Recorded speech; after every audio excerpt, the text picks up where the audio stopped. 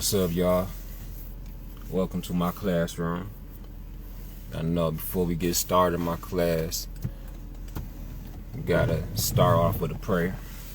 أعوذ بالله من الشيطان الرجيم بسم الله الرحمن الرحيم الحمد لله رب العالمين الرحمن الرحيم مالك يوم الدين إياك نعبد وإياك نستعين اهدنا الصراط المستقيم صراط الذين أنعمت عليهم غير المغضوب عليهم ولا الضالين آمين. Kuhu Wallahu Ahad Allahu Samad Lam Yalid wa Lam Yulad wa Lam Yakul Lahu Kufuwan Ahad. Anyways, let's get straight into it. The dark truth about Thanksgiving. This video, I want y'all to go ahead and press like and subscribe to my YouTube channel. Go ahead and subscribe, help a brother out, you know what I'm saying? Let's get this message out there. Let's wake up as many people as we can as possible, because I'm out to spit nothing but the truth to y'all. I'm about to break it down to y'all using biblical references. We're going to see what the Most High and His holy prophets and His holy messengers has to say about the situation, and we're about to get into it. So I want y'all to sit back and take some time out, because I'm about to get into it. So let's start off with this picture I'm about to paint to you real quick. America's beautiful country, beautiful woods, beautiful rivers, beautiful creeks, beautiful. This is just a beautiful country. Hundreds and hundreds of years ago, before the first pilgrims came over here, before the colonizers came over here, it was a land that had black Native Americans walking upon this beautiful land. And they lived free, at peace. You want to eat, nobody starved. There was plenty of food and crops for everybody. Then one day, a ship came over here with some pilgrims. The pilgrims came over here. They was nice. Fast forward, they made peace with the Native Americans, and they had a feast. That was the first Thanksgiving feast. But Thanksgiving wasn't quite what they thought it would be. It turned real sour real quick, because after them pilgrims came, after the smooth talking nice ones came to let their guards down, more came. Then more came and more came, and they started breeding, and they started multiplying, and they started invading this country.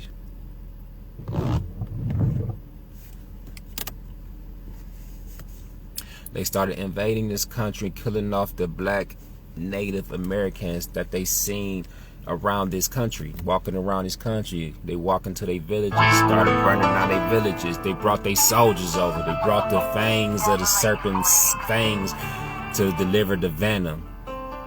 They brought it over.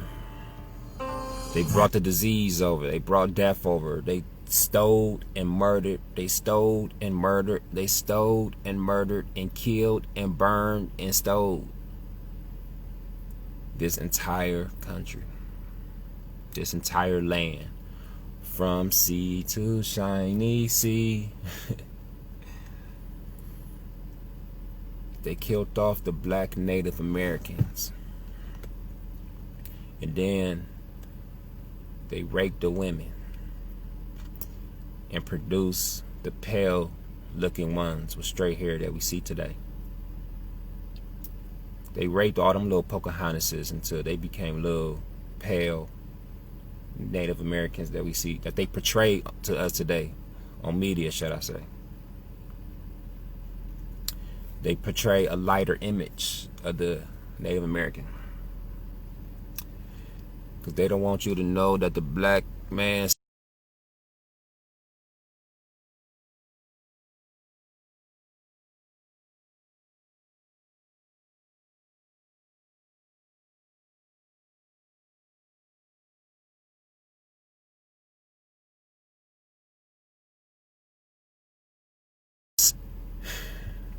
but they don't want to admit that. So now you got all these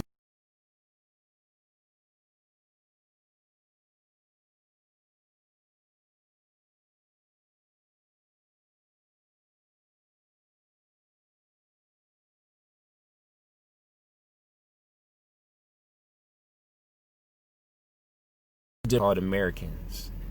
These American colonies.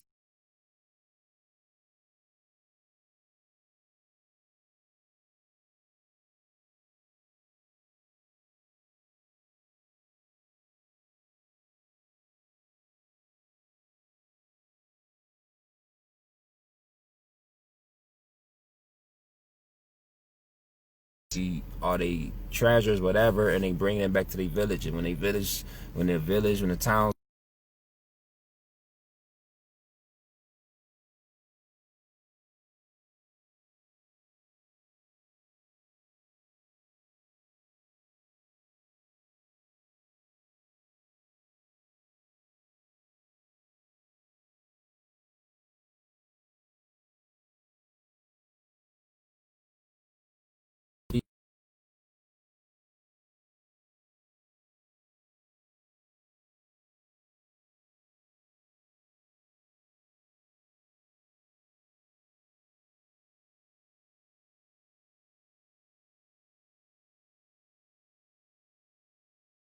these pilgrims came over here all the way up into 1863. For 200 years prior to 1863, it was constantly always a Thanksgiving festival going on somewhere around the nation.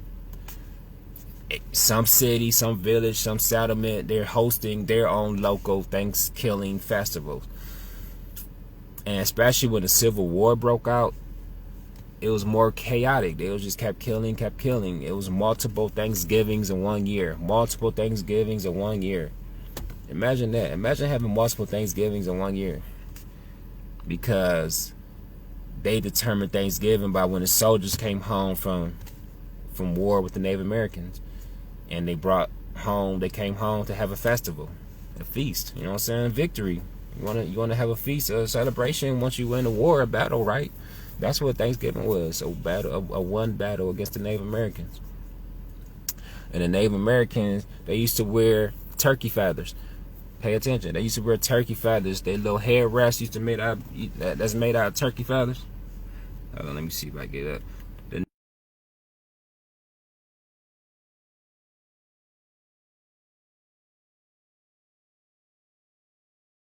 nibble.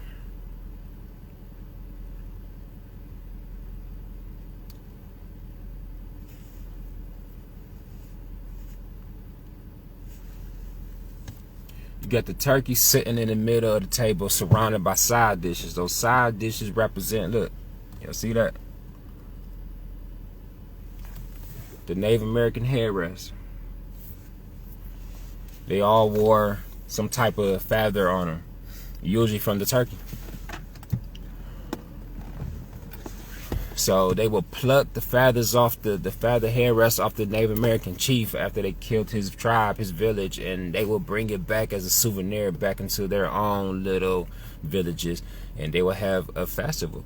And the turkey in the middle of the table represents the dead Native American body laying there, the dead head, the scalped head of the Native American chief laying there in the middle of the table, and surrounded by the turkey is the side dishes, which represents the crops and different harvests from that Native Americans, their land, their farms that they stole, and they stole all their crop and all their food storages and brought it back home to their people so they could have their own feast. That's what all that represents.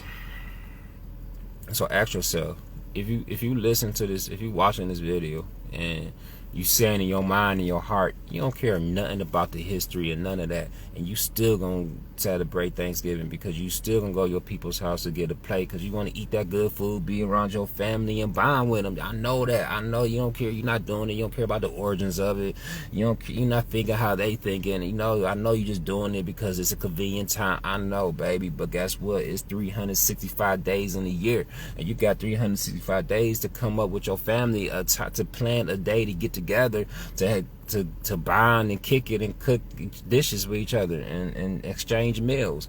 You don't know how I know that's possible? Because my family does it every year. We all get together, not on Thanksgiving, on random days throughout the year.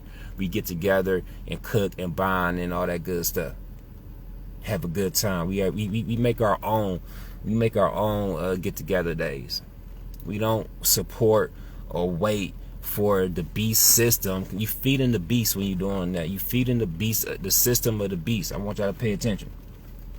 When you celebrate these holidays, you're feeding the beast. The beast is feeding off the energy you're giving to that holiday, because it's not dedicated to the Most High God. Because the Most High God doesn't approve of Thanksgiving or Christmas feast holidays. I'm gonna prove that in a second. So anyways, back into 1863, that's when President Abraham Lincoln had to pass a bill, a proclamation that stated that there could only be one national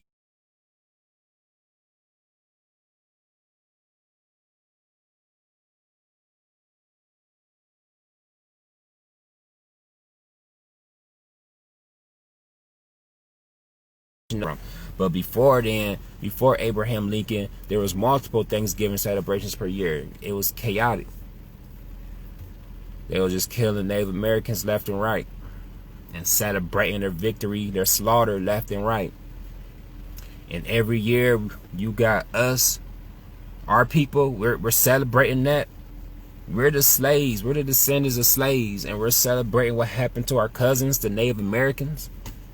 We're partaking in the customs of this evil holiday, this evil tradition that celebrates the murder and theft of an entire nation, and our own entire nation has been kidnapped and dragged to the same nation to be slaves.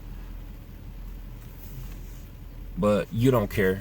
You still want to celebrate and go ahead and partake in Thanksgiving.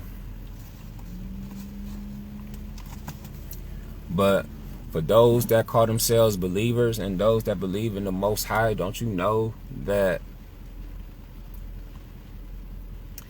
He already gave us feast days to celebrate and follow and partake in and get together?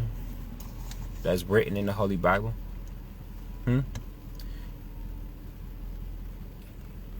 already have your feast days, but you don't know about those days because you ignore the days prescribed to you by the Most High God Almighty. You ignore those, but you want to follow after the nation that enslaved our ancestors, our grandparents, and made them slaves. And we want to follow after their customs, which celebrates the destruction of the Native Americans, who are brown-skinned people.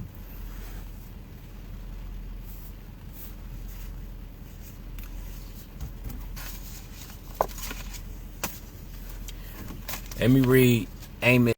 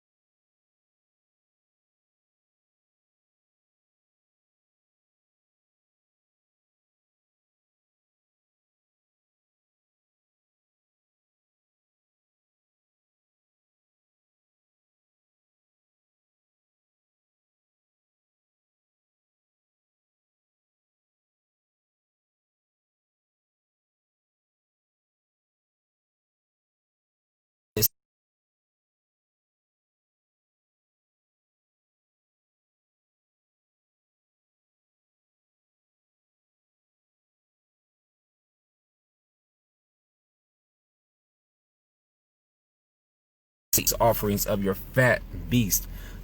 Most High God said, though y'all making these prayers and y'all offering this turkey and this food and this ham to the Most High, and y'all making grace and blessings over it, He said, I will not accept them, neither will I regard the peace offerings of your fat beast. Y'all trying to offer all this peace, and He said He don't want to regard it. He will not accept none of that nonsense. He don't want to be part of Thanksgiving. Y'all know the history of Thanksgiving because I just broke down the history of Thanksgiving to you. You think the Most High God want to be part of that evil? Y'all praying to Him during that evil holiday? Come on, man. Stop playing. Let's keep going. Verse 23. Take away from me the noise of your songs, for I will not hear the melody of your string instruments. Y'all sitting up here singing All December long, y'all playing all these Christmas songs, all these Christmas carols, and y'all singing on these feast holidays. The Most High said, take away from me the noise of your songs. He don't want to hear your instruments. He don't want to hear none of that. He don't want to celebrate your holiday with you. This is not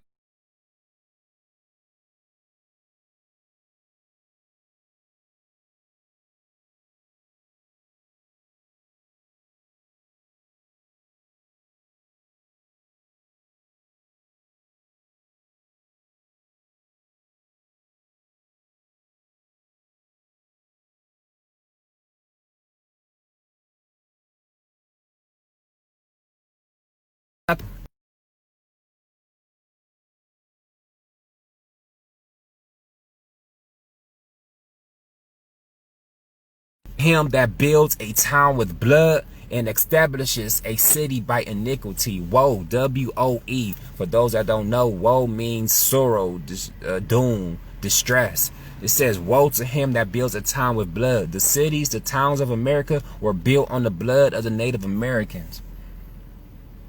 So there's going to be woe to him that builds a town with blood and establishes a city by iniquity. The cities of America was established by iniquity. Iniquity, for those that don't know, means sin, crime, evil, wickedness, gross behavior, immoral, injustice, iniquity, crime. America was built on the murder and theft, which are crimes, which is evil, which is iniquity. It was built on the murder and theft of the Native Americans and the enslavement of the African blacks, us Negroes, the niggas.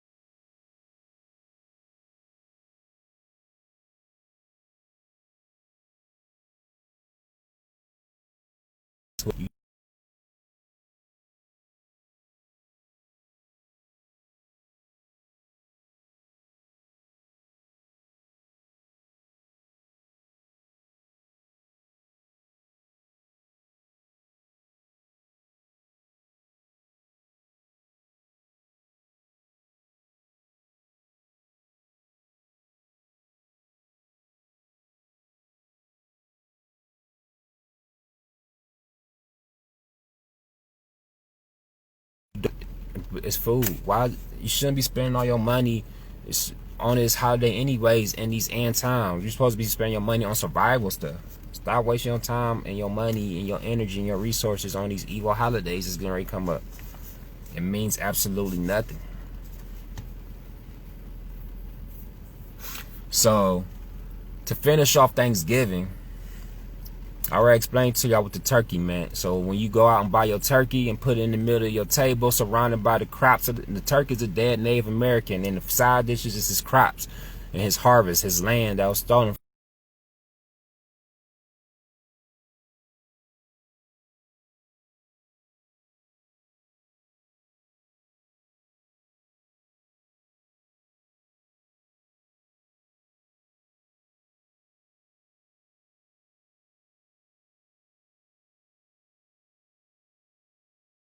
from killing them and raping their women and totally wiping them off the face of America damn near, and pushed them off out into the reservations somewhere deep in the mountains where nobody ever seen them. Now let's get to the next holidays getting ready to come up after Thanksgiving. We got Christmas coming up. Before Christmas was called Christmas, Christmas was called Saturnalia in the Roman, the times the Romans ruled the earth. And that's what they believed in. They believed in Saturnalia. Saturnalia is the feast of Saturn. Saturn is another name for Satan. They used to worship Satan. openly. They had a holiday named after Satan, December 25th, Saturnalia. But when Christmas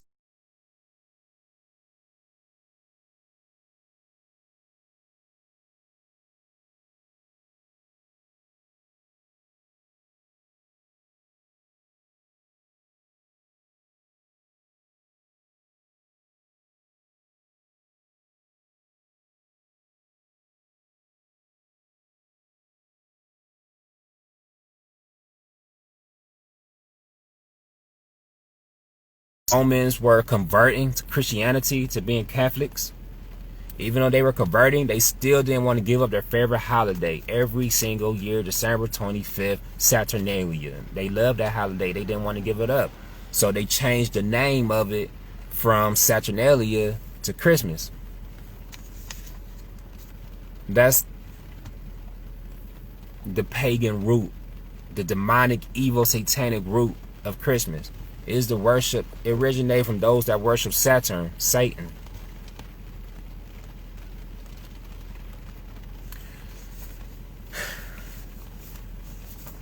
In the book of Jeremiah, which is in the Bible, chapter 10, verse 1, it says, "Hear the word which the Lord speaks unto you, O house of Israel." The house of Israel, the Most High is talking to the house of Israel. The house of Israel, for those that don't know, is the descendants of slaves, black folks, Native Americans, and the black Latinos that came over there through slave ships, that live in Caribbeans, and South Americans that came over there through slave ships.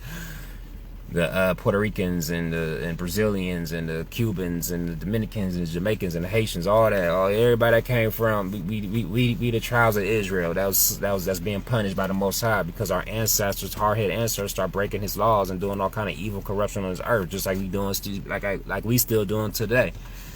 So, anyways, the Lord told us, because we're the children of Israel, the Prince of Israel, the Prince Israel, we're children of a prince.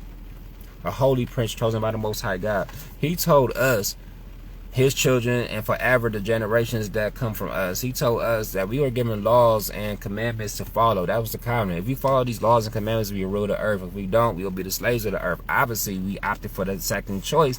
Our ancestors didn't follow these laws and commandments. They said after that, they turned their backs on God, and God allowed them to go into slavery.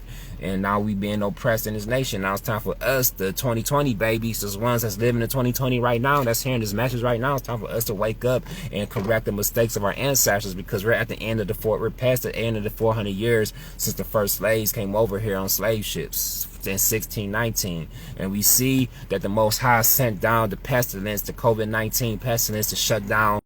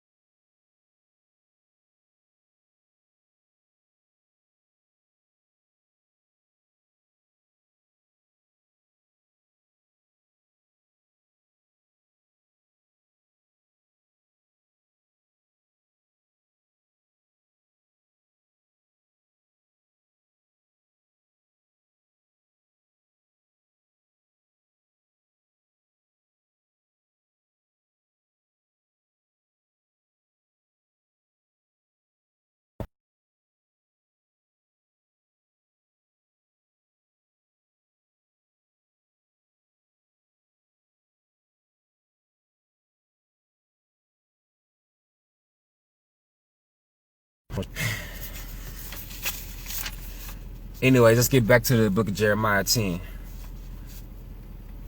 This, thus says the Lord, learn not the way of the heathen. A heathen is a person who does not worship the God of Abraham. A pagan, an atheist, a disbeliever, a polytheist. Those that worship Greek gods, those are heathens. Those that worship the Egyptian gods and be off into the Egyptology, those are heathens. Those that worship the Norse gods and them African ocean, all them, everybody that work, and them Hindus, them Hindu idol demon gods, those are all considered heathens. The Most High God says, learn not the way of the heathen, and be not dismayed at the signs of heaven. Dismayed means anxiety, distress, shock, discomfort. Do not be dismayed at the signs of heaven. The signs of heaven is the winter solstice that happens at the end of December. That's the winter solstice. Do not be dismayed, because the heathen back in the day, when they seen the winter solstice and they see all these signs going on in the heavens and the sun is setting earlier, it's getting colder, they ain't got no food and they dying, they dismayed, they distressed, they don't know what's going on. So what they used to do was, when it was at the signs of heaven, it says, for the heathen are dismayed at them. The heathen are dismayed at the signs of heaven. The winter solstice, December 21st, the 24th, and the 25th. That's when the sun comes out and the days start getting longer again. For the customs of the people are vain. For one cuts a tree out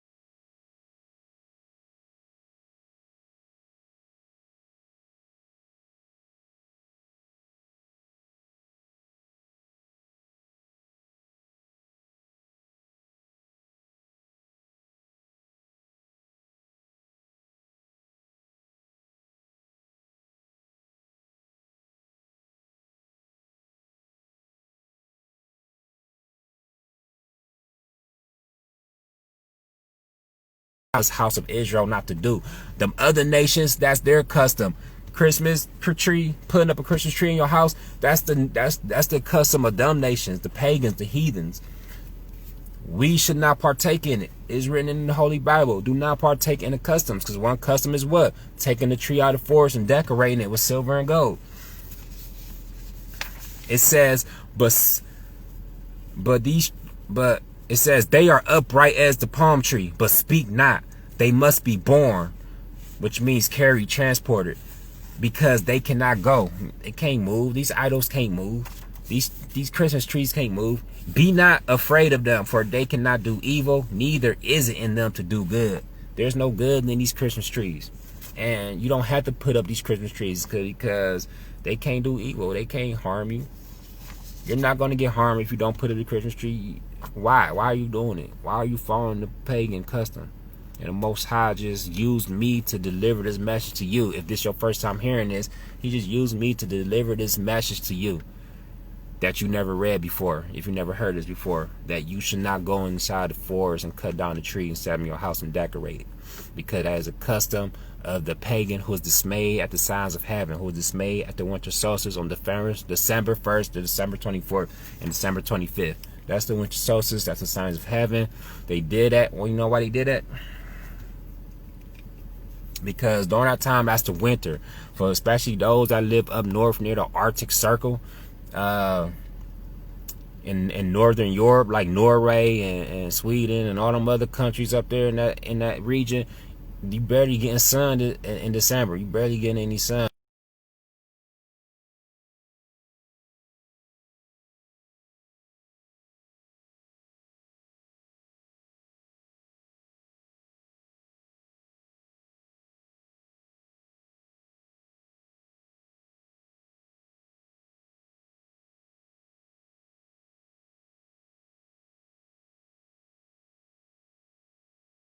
Powers in it. Let's cut down this tree and put it in our house so that we could live off the energy of this evergreen tree. Let's decorate it and dedicate it to the sun god. They used to worship the sun. They used to worship all kind of false gods and idols. That's worship. They probably used to worship the Christmas tree. They didn't call it the Christmas tree. They called it the Yuletide tree in their religion. Whoever worshipped the Yuletide, some northern Europeans, Yuletide. That's a celebration, the worship of a fat white god, one-eyed god with white hair and a white beard named Odin. That's where they got Santa Claus depiction from, Odin, the northern god of the Nordic religion, the Vikings and stuff. That's who they used to worship, Thor and all them. They always worship false gods throughout their history. They always made up their own myth, and they made up their own gods to worship. They were pagans, heathens. For the customs of the people are vain. For one cuts a tree out of the forest, the work. I already read that part of it. All right. So we already explained. I just explained Jeremiah to y'all and the Christmas tree. So I'm gonna go into this next verse. This next chapter. It's called Isaiah 14:8. And the title of this verse is called The Triumphant Exaltation of Babel, which triumphant means victorious and exaltation means to praise or rejoice. And so the victorious praise over Babylon, the fall of Babylon, the destruction of Babylon, when Babylon is destroyed. This chapter, Isaiah 14, is talking about when Babylon is destroyed. It's going to be a victorious praise around the whole entire world. Though everything's going to break out into praising the Most High, because Babylon, the evil, sinful nation, has been destroyed. So anyways, Isaiah 14:8 says, yeah, even the fir trees rejoice at you, and the cedars of Lebanon. A fir tree is an evergreen tree. A cedar tree is an evergreen tree. The trees that they use to cut down Christmas trees, to make Christmas trees, those are fir trees. And other translations says the cypress trees rejoice at you, or the juniper trees rejoice at you. A cypress tree and the juniper tree are also evergreen trees, which is Christmas trees. Trees they use for Christmas trees. Let me get a picture of it for y'all real quick. Let's see. Fir tree. Let's Google fir tree, see it pop up.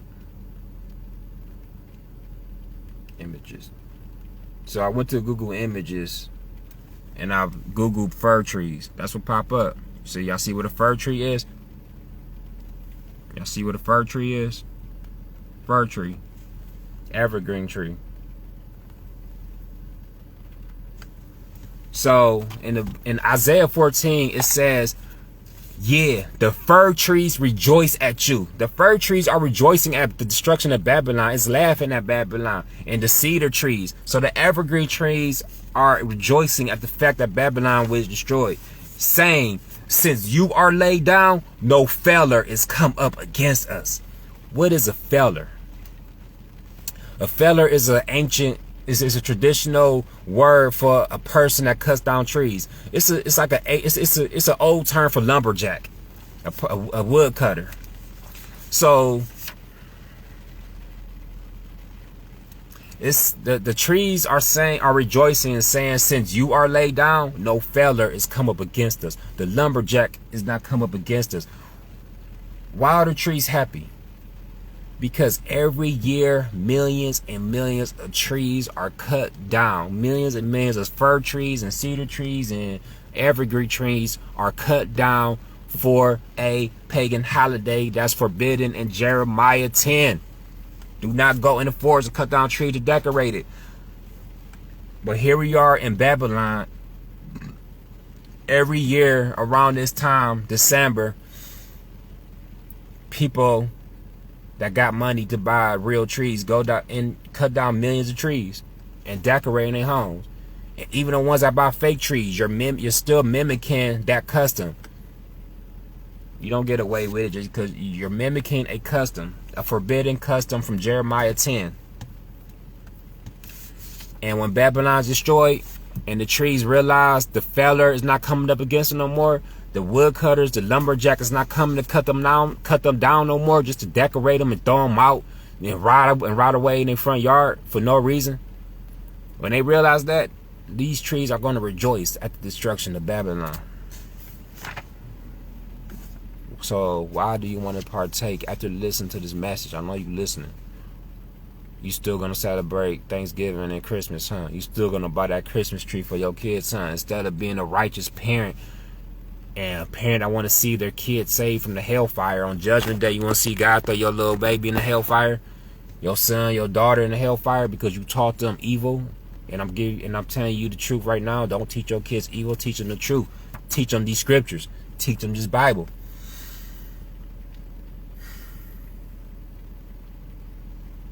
Teach them this Quran. Teach them the Holy Scriptures of the Most High. He says, don't do all that idol worship, all that pagan worship.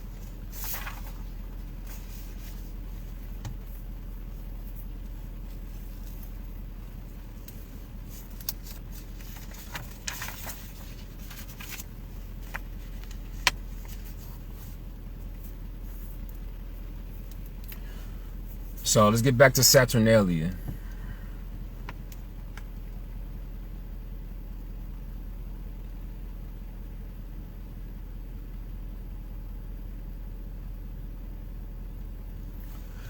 The Romans called this Saturnalia, which was this celebration of Satan. On this day, on Saturnalia, what they used to do, how they used to celebrate it, they used to have wild revelry. It was occasional wild revelry. Wild revelry means have a party, to be loud and noisy festivities. Partying, which includes a lot of drinking of alcohol. You getting drunk on Saturnalia. And as we see today, people still carry on this tradition of getting drunk on Saturnalia, the festival of Satan, December 25th, sun worship. People are still getting drunk. They use that time to get drunk and eat pork, which is ham, and eat the guts of the pork, which is chitlins.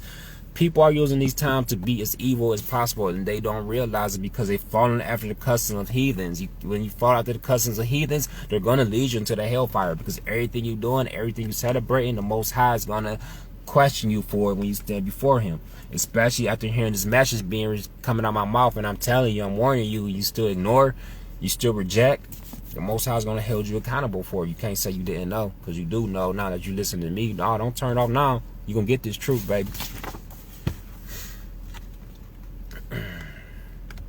So, back to Christmas. Now that we covered the Christmas tree, we just showed you the Christmas tree is forbidden, and you stay away from it. And I just showed you the original name of Christmas, where it come from, and why was it celebrated, and who celebrated it, which is this Roman Saturnalia and the Yuletide from the people of the north that used to worship the sun and Christmas trees. And even to Babylon, they say the story of the Christmas tree go back to Babylon. They say so many pagan origins to the Christmas tree.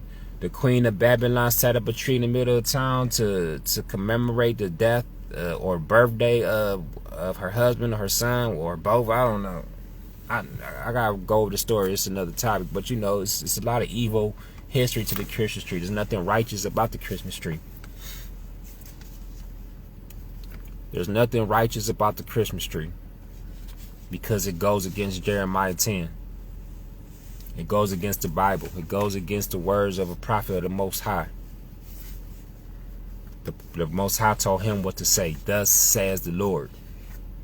Jeremiah said, this is what the Lord has to say. So let's start out with the main character of Christmas. We all know the main character is Satan, because it's called Saturnalia. So obviously, once Christianity starts spreading around the world, you can't just openly say you worship Satan no more, or Saturn no more. So now you got to come up with a new character. You got to transfer Satan into an angel of light. You got to transfer Satan into something positive. And here we are, we introduce ourselves with Santa Claus. Santa is an anagram of Satan. It has the same letters. You switch the letters around, it spells Satan. Santa Claus, Satan. And Satan, the devil, Shaitan, he loves the anagrams. So we got Santa Claus, Saint Lucifer, Satan. So in the book of Isaiah 14, verse 14, Lucifer says, I will ascend above the heights of the clouds. I will be like the Most High. Let me read that again. It says, I will ascend above the heights of the clouds. I will be like the Most High. Santa Claus, when he comes flying on his flying sleigh, he's ascending above the heights of the clouds with the reindeers carrying all the gifts and blessings for the children of earth. And the children of earth are looking up to him on that day like he's the Most High, because y'all lied to him. Y'all lied to y'all children and said Santa Claus is going to come at nighttime and bless this altar tree, this forbidden altar tree that we got set up and decorated for him. So now your kids looking up to the sky praying that they see Santa Claus. They worshiping Satan in disguise. Satan anagram.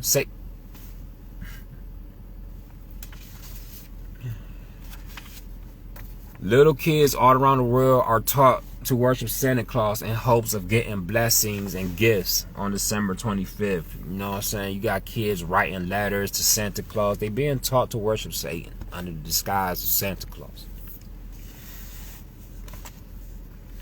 And parents, they give all praise and credit to Santa Claus for buying their kids gifts. All praise and glory belongs to the Most High God Almighty. But on Christmas, they giving all praise and credit to Santa Claus, to Satan. So back to that verse, Isaiah 14:14, it says, Lucifer says, I will ascend above the heights of the clouds. I will be like the Most High. Is he not like the Most High? Is Santa Claus not like the Most High when it comes to Christmas time? Does his sleigh not ascend above the heights of the clouds on Christmas Eve when he visits every little children around the world?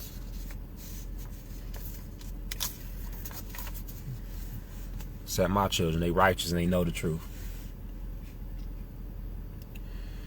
And also, parents during December, they take their kids to the palace of money, the root of all evil, the mall. The mall is Satan's palace where people spend their money. And in the middle of Satan's palace during December, you have his throne. Santa Claus is sitting there surrounded by his devil elves representation. And little kids gather and line up to sit on the lap of Satan on his throne, Santa Claus on his throne, to worship him and praise him and ask of him for gifts. Y'all see what's happening? On December 25th, y'all, hold on. Y'all said December 25th was Jesus' birthday, right? But why is Santa Claus getting more glory and praise than Jesus on December 25th? Why are kids going to the mall, the palace of money, to sit on the throne of Santa Claus, to sit on his lap and ask for gifts? Why are you lying and teaching your kids this evil custom that comes from Satanelia? Santa Claus, Satan. You worshiping Satan. You've been deceived. Satan deceived the whole world, baby. You got deceived if you celebrate Christmas. You got deceived. It's okay, because I'm waking you up now. And it's time for you to turn back to the Most High and repent and understand that you got to be strong enough to teach your kids that, hey, this is Satan. This is Satan work. This is Satanelia. This is the festival of Satan. This is the worship of the sun. S-U-N, not S-O-N. Don't be deceived by the English language, baby.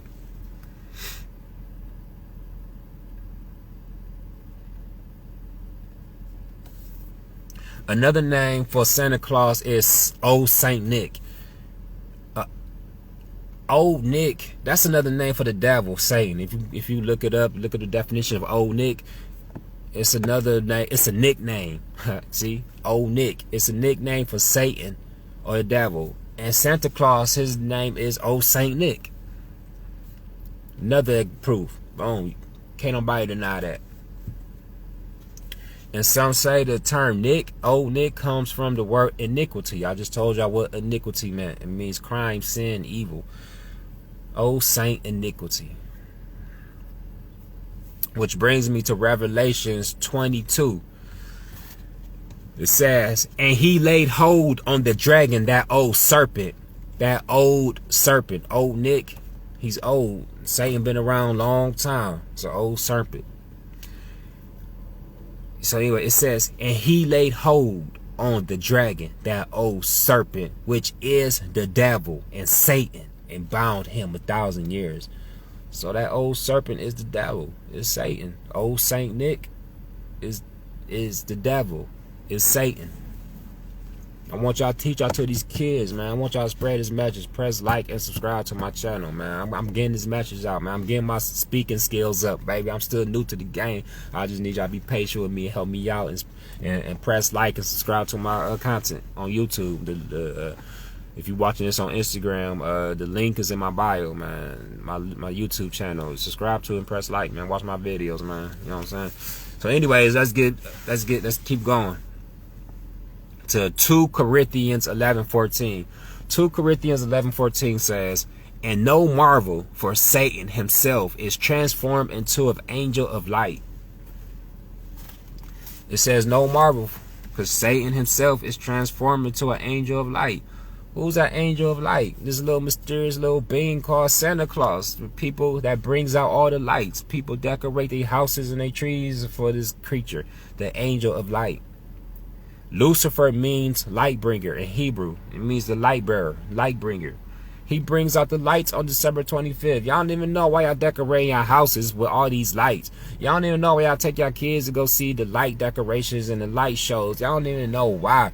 This is all for the dedication for the angel of light. Lucifer, the light bringer, Santa Claus, baby, Satan, Saturnalia. During Romans, back then, they didn't have electricity. So you know what they used to do? Instead of decorating their houses and everything with lights, they did it with candles. It was called a festival of candles. Candles was everywhere, decorating the people's homes and stuff. They had candles everywhere. I want y'all to wake up, realize what's going on, baby.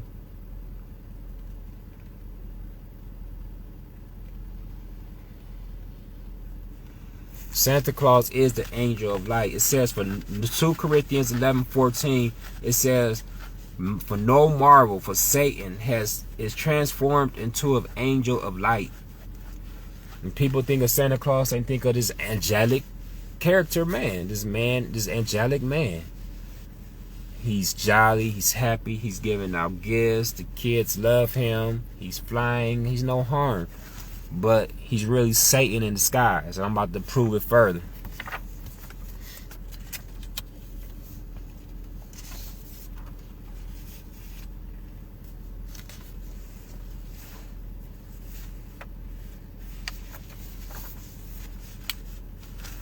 So Isaiah 14:13. See, I like Isaiah 14:13 because it's pretty much describing Christmas and Santa Claus and the deception of Christmas that's being celebrated every year by the whole entire half the world.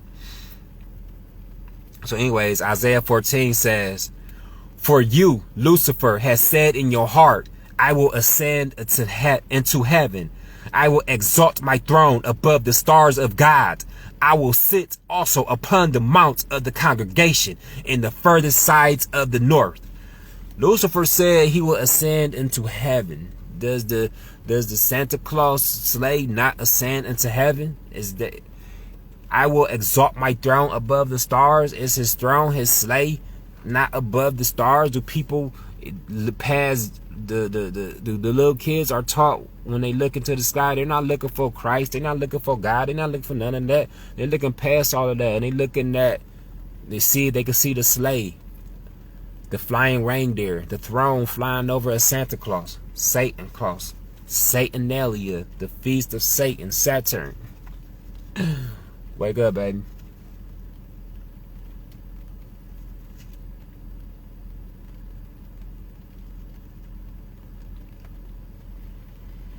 So that verse says, I will also sit upon the mount of the congregation in the furthest sides in the north.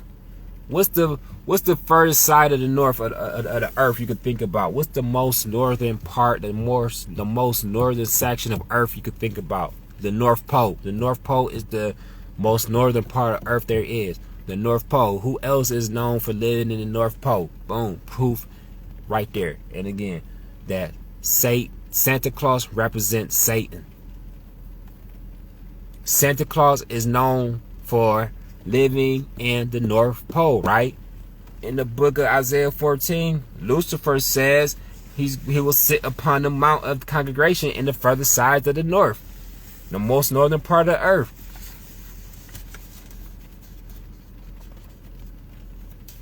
So we have Satan Claus, coming from the furthest reaches of the north, a red hairy demon emerging out of smoke and fire. When they coming out your chimney, you got this red creature coming out the smoke and fire.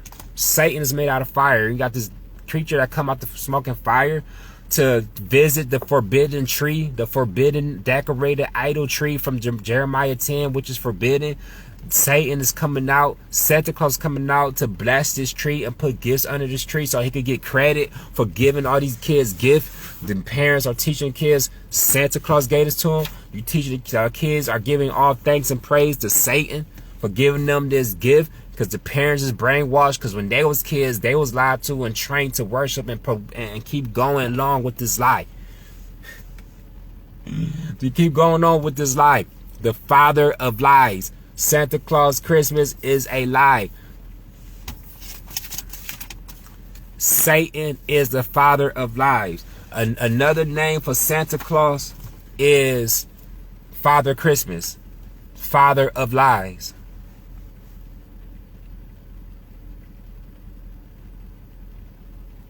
Hold on, let me look for that verse that says father of lies. John 8:44. It says, you belong to your father, the devil. And it says you belong. Hold on, let me read the KJV version.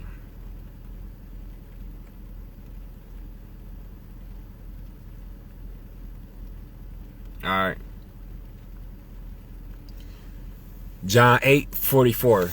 You are of your father, the devil, and the desires of your father you want to do. He was a murderer from the beginning and does not stand in the truth, because there is no truth in him.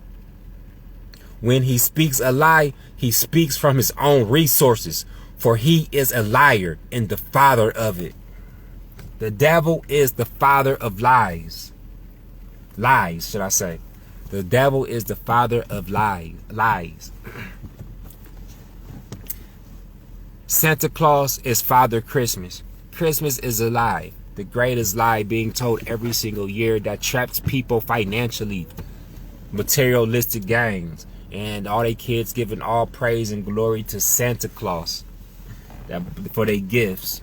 And they write Santa Claus and pray to Santa Claus every year, hoping Santa Claus give them their favorite gift that they want, that PS5. But really the parent going out buying it, but the parent is taught to give all praise and glory to Satan, Santa Claus, Saturn, Saturnalia.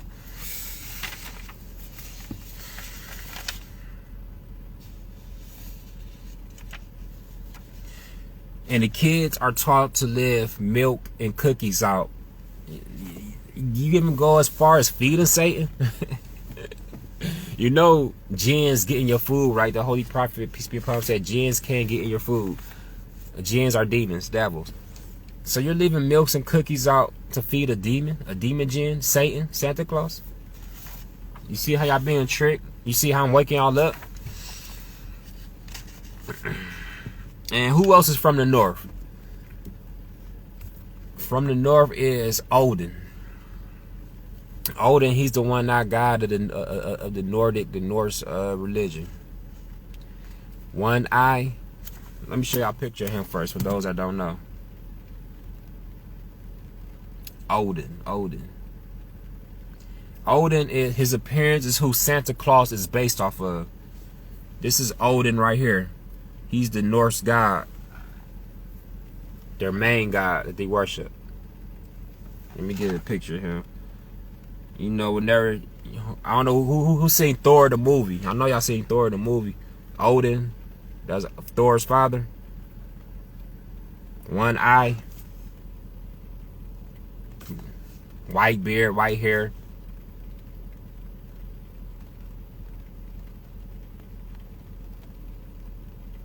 Here's another good picture, a depiction of what they say he looked like. That's where they get the depiction of Santa Claus from. Because Odin He used to travel on the flying, let me see, they said flying snakes with wings.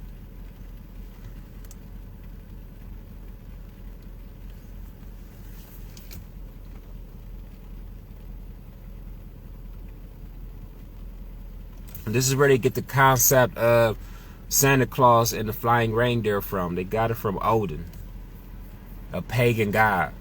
This is all pagan customs.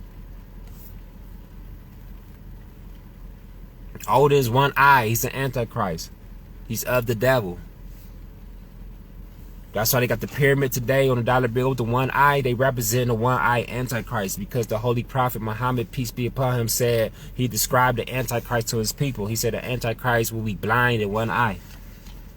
So that's why the symbol is always the one eye. Because they showing each other that knows that we are down with the Antichrist. The Illuminati and all them, they are down with the Antichrist, and they are preparing the world for the arrival of the Antichrist.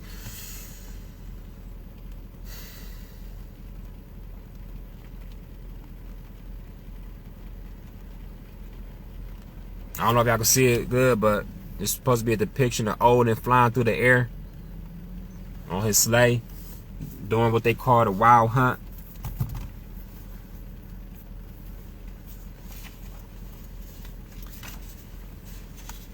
But I just showed y'all that Santa Claus represents Satan, and that Christmas is a satanic holiday that's dedicated to Santa Claus, that's dedicated to Saturn, Satan's, the devil. Christmas, they say Christmas is supposed to be about Christ. It's supposed to be about Jesus Christ. But he's been replaced by the glory and praise and anticipation of Santa Claus. Kids don't think about Christ on Christmas. They think about these fairy tales that's been lied to them and taught to them on TV and in school and by their own parents. Their parents teaching them a lie because they want their kids to have a normal lifestyle. That's not normal. Teach your kid a lie about Satan is not normal. Teach your kids about Santa Claus is normal. And if you're an evil, demonic, Babylonian country that's supposed to be destroyed, yeah, that's normal if you got that kind of mentality. But if you're a righteous person that's on the God side, on that Most High side, I worship and praise the Most High, Allah subhanahu wa ta'ala, you do not want to teach your kids anything about Satan or anything that represents Satan. And I just showed y'all that Santa Claus represents Satan.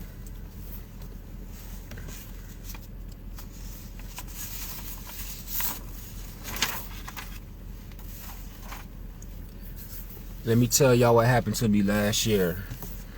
I'm gonna tell y'all a quick story. I only told a couple people this. I didn't want to tell too many people this because they probably would have looked at me like, I mean, I ain't care, man. You know, yeah, this nigga crazy. But so, anyways, I'm driving at night.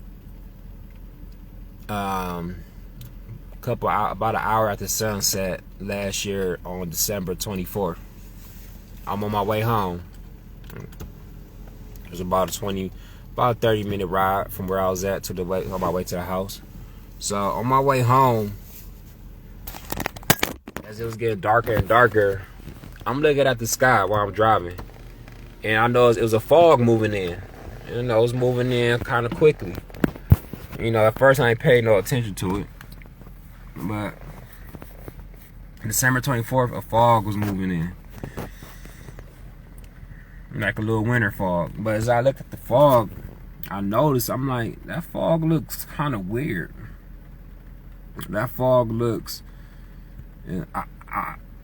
I used the term magical at the time. I'm like, that fog looked magical. It looked like some Disney type crap, man. That's weird. It's a beautiful fog. And I was riding with my wife at the time, and she said the same thing. Cause I was thinking that in my head. I'm thinking in my head like, this fog look magical. This is beautiful fog. Like, it look weird. And she said it. She's like, oh my God, baby, look at the fog. It's so magical. So she said the same thing. So I'm like crazy. I'm like, this is, you know what I'm saying, December 24th. It's a nice little fog, and you know, hovering over us. That spread over the city. So once I finally made it home, the fog, it was over. You know, it was about, look like about. It wasn't that far away from our heads. I want to say about maybe 50 feet above us. Like, you could almost, if you had super hops, you could almost jump up and touch the fog. the blanket of fog that was over us. So anyways, I parked at the driveway. I'm getting out the driveway, and my wife, she ran in the house before me. You know, she went in the house. I stayed in the car for a couple minutes. Then when I got out the car, I started walking through the backyard, you know, on my way to the side door. And as I was walking, I looked up. I ain't look up, but you know, I noticed the fog. It was above me. But I felt a presence standing over me, hovering over me. At first, I dismissed it. I'm like, I'm tripping. So I kept walking. As I'm walking, I'm feeling this presence follow me throughout the backyard above me. At first, so I'm like, that's weird. Like, but you know me, I'm trying to hear up in the house. I ain't really caring about all that. But I'm noticing it is a heavy presence above me, following me to the door. Obviously, I can't see nothing. I see nothing but fog. It's like somebody standing over that fog. Something standing on that fog. Because that's how weird the fog looked. It looked like as if it could be walked on. That's how thick and magical it looked. Like it wasn't like the normal cloudy fog. It was like some type of oily substance. Anyways, it was weird. Anyway, could have been ectoplasm for all I know. Ectoplasm, that's the stuff that y'all gotta look it up. I don't feel like explaining to it. But anyways, before I entered the house, I said, A'udhu billahi min ash-shaytanir rajim, which means I seek refuge in you, Allah, from shaitan the accursed. And once I said that, I felt that presence above me disappear. Like it flew away. So I went in the house. I was tired, and I thought about it, what happened. Then I went to sleep. I dozed off, went to sleep. And the next day, which was the morning of December 25th, I woke up and I thought about what happened to me last night. And I'm like, did I just get paid a visit by Santa Claus? Did Santa Claus just visit me? Because I've been preaching this since last year. I've been exposing Christmas since last year. For years. So Santa Claus like, let me visit this. Who the hell is this telling the truth about me? Let me go visit him. Because I felt the presence walking over me. Walking in the fog above me. And when I say Santa Claus, I don't mean the fat, red, jolly, you know, character that they depict of him as. I mean Satan. In whatever form he was in. Could have been in his dragon forms. You know what I'm saying? But I felt that energy hovering above me. Like it was an evil, mischievous, deceiving energy. Like it was kind of peaceful, jolly. That's why I understand why they say that Santa Claus is a jolly character, because Satan could appear as an angel of light, give off that good energy to deceive you, make you fall for him, and let your guard down like the Pilgrims. They let the guards down with their niceness of the Native Americans. And here comes the rest of the veins of Satan to bite you and devour you with a snake serpent. So that's what happened to me last year. Christmas Eve, December 24th. Satan came to hover over me, filled with anger that I'm exposing him. I'm exposing the truth. But I seek refuge in the Most High. I seek refuge in the Creator, and he flew away, because I fear nothing but the Most High God. I do not fear no demon. I do not fear no jinn. I do not fear Satan. I do not fear the followers of Satan. I fear the Most High God. I bow down to him. I pray to him. He's my protector. He's my helper. And can't nobody defeat him, baby. And can't nobody defeat the angels he's sending down to guard me. I'm full of prayer. Y'all chasing after all this wickedness. I'm chasing after righteousness. So anyways, after Christmas, I just broke down Christmas to y'all.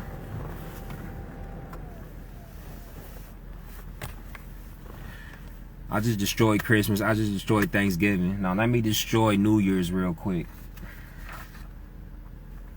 New Year's is the celebration of the Roman god Janus. That's where January gets its name from. It was named after the Roman god Janus. January. Janus is the Roman god of new beginnings and transitions. He's often depicted as having two heads, a head this way and a head facing that way. He's looking forward and looking back at the same time. That's what New Year's is all about. New beginnings, new transitionings, new gates opening, new doors opening, new. The New Year's, he's a god, he's a Roman god of New Year's, but there's only one god in the New Year's, and that's the God that created the heavens and the planets and the earth and time, the Most High God. And he said in the book of Deuteronomy, in the Bible, in the Torah, he said, let me read it. I'm sorry, in the book of Exodus. The book of Exodus says,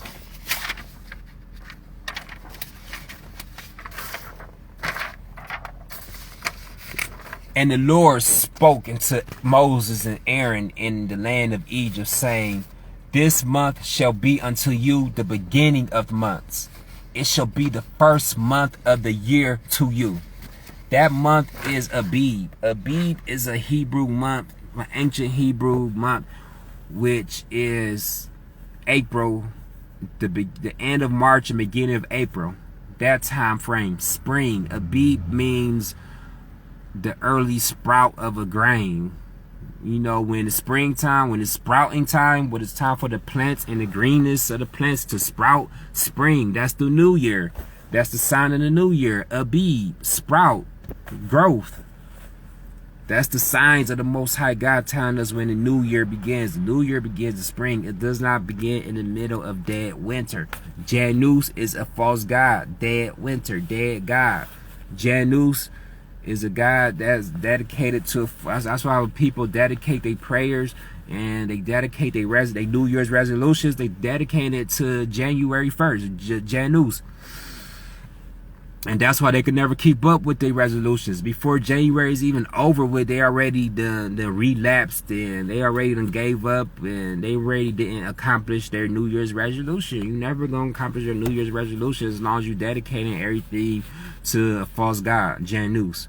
If you're not dedicating it to the Most High God, then your resolution is not going to be fulfilled. You're going to be stuck every year thinking with the same mentality. New January 1st, I'm going to do this new. I'm going to change. I'm going to change. I'm going to change. People want to change dedicated to a false god, Janus. You want to wait to January 1st, December 21st, the beginning of January at midnight. You counting down to the month of Janus, the god of January.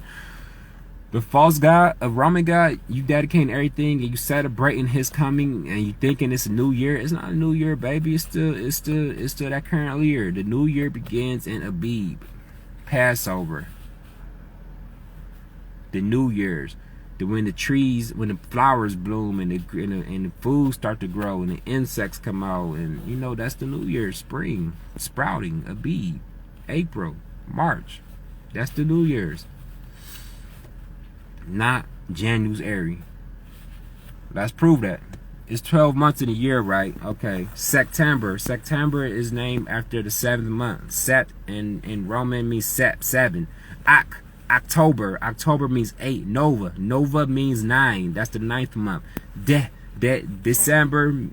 That means 10. The 10th month. December. Okay. If December is the 10th month, where's 11 bird and 12 bird? You know what I'm saying?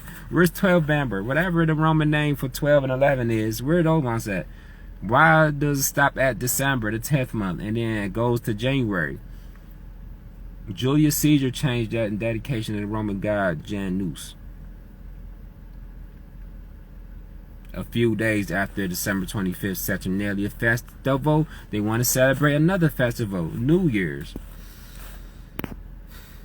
All this is pagan, baby. All this is pagan. That's why on New Year's, what happens on New Year's? Y'all shoot up to the air and the bullets come down. Kill innocent people. Y'all get drunk and do stuff you regret.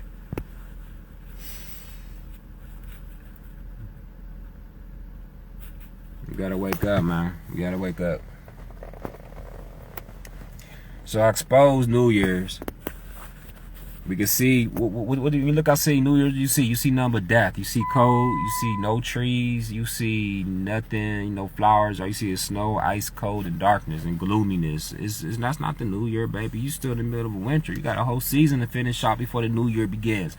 The New Year begins when winter ends, baby. When winter ends and spring begins, March, April, that is the New Year, according to the Most High God. Book of Deuteronomy 16:1 says, observe the month of Abib and keep the Passover until the Lord thy God. For in the month of Abib, the Lord thy God brought thee out of Egypt by night. Observe the month of Abib. This says observe the month of Abib. Observe the New Year's. The New Year's is a month of Abib. That's when we're supposed to celebrate our New Year's. That's Passover. That's that Passover season.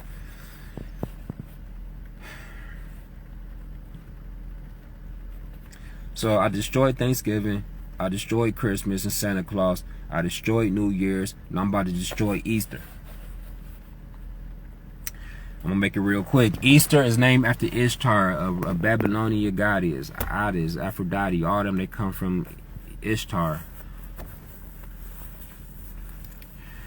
Ishtar, she was the queen of Babylon. She later declared herself goddess of Babylon, goddess of the heaven, and in order for people to believe her, she made the claim that she came down in a giant egg from the moon, and she landed near the Euphrates. She landed near the I think she said in the Euphrates River, and she said whoever finds the egg that she landed in, whoever finds that egg, she will reward them with whatever they desire. She will gift them and give them whatever kind of blessing they desire.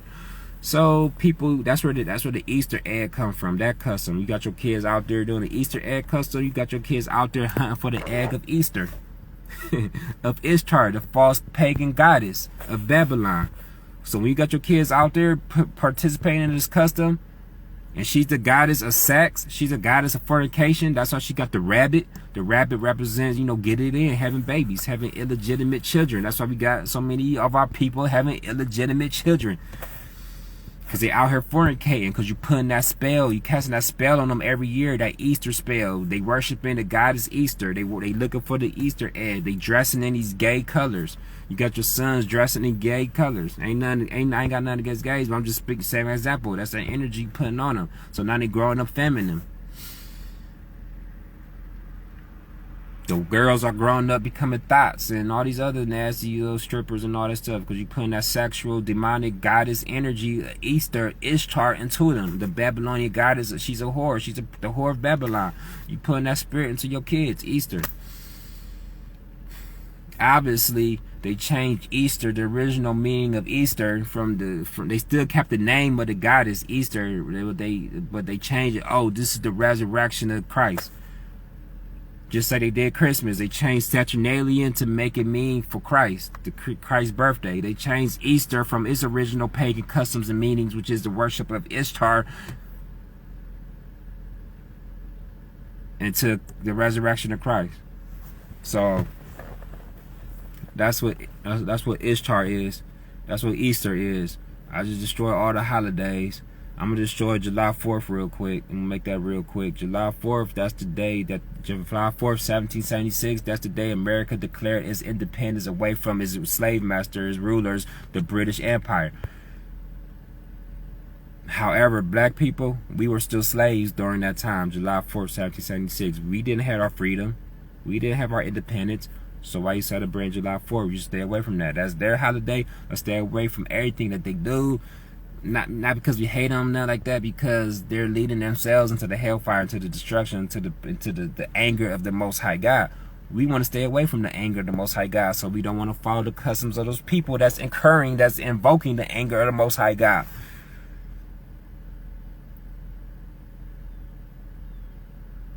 Let's stay separate, let's stay holy, let's stay sacred, let's stay righteous.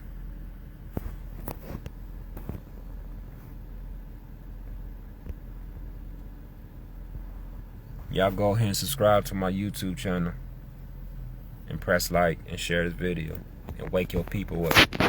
I'm finished.